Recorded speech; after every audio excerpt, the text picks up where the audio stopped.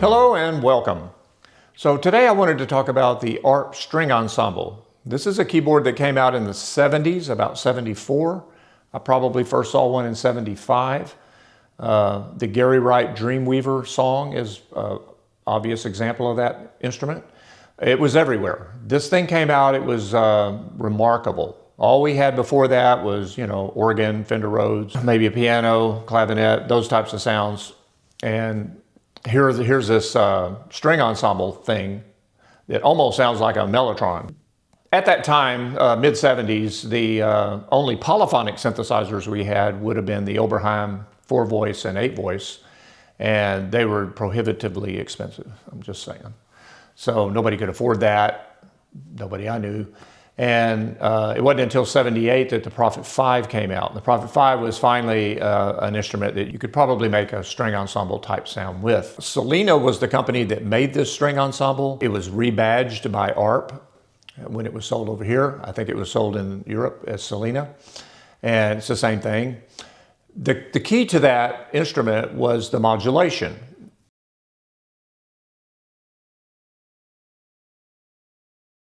The tone generator was like an organ. It was just a divide down. It was a sawtooth waveform. But they ran it through a modulation circuit that gave it that multi-voice sound. So they basically took the sound and divided it into 3 channels. And each channel was a delay line. These channels were modulated with a frequency, which was voltage controlled. And the key was that they modulated the delay back and forth to create pitch changes. So we have 3 channels of pitch modulation. And the idea was they would take 2 different frequencies. Now they called one chorus and one tremolo, which kind of reminds you of a Leslie speaker. The chorus was like around 1 cycle per second, pretty slow. And then the tremolo was faster. So they took those 2 oscillators and they mixed them together in like a 1-to-3 balance. So the low frequency would be the 1 and the faster frequency would be the 3 times stronger than the first one. But the real magic was they took those signals and delayed them by phase. So the original signal would be considered 0 phase, and then they would delay that 120 degrees, and that would be the second phase, and then they would delay that 120 degrees to 240 degrees, and then that would be the third phase, and then of course at 120 back around and you're at 0 again. What I wanted to do though was, could I take a modern day polyphonic synthesizer and simulate that ARP string ensemble effect, knowing that we really need to deal with 2 low frequency oscillators.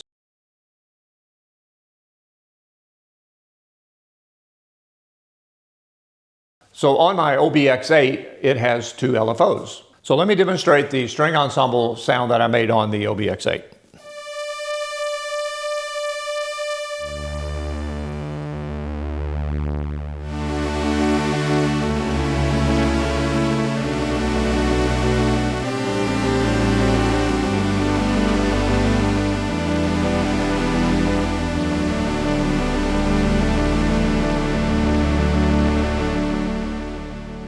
All right, so how did we do that? I'm going to turn off oscillator 2, and I'm going to turn off the fast LFO and just listen to the slow one.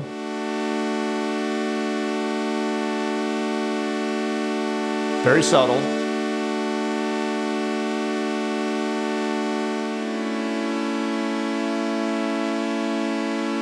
Kind of like a slow Leslie.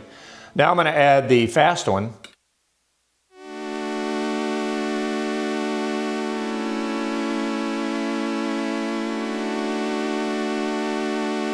So it's better, but it's not there. And now what I can't do is I can't separate all those 120 degree, 240 degree modulations.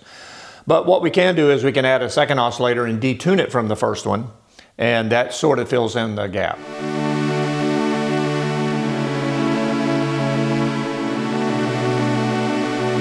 In fact, the string ensemble couldn't do that. All it could do is those 3 phases. So I think this is kind of interesting. So the fundamental is you have the low frequency oscillator mixed with a higher frequency oscillator.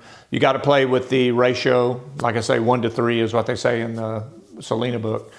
And I am definitely using less of the lower one than the higher one. And then the detune.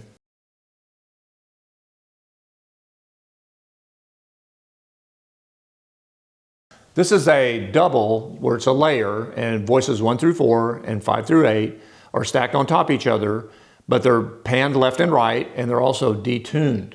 So check this out. This is massive.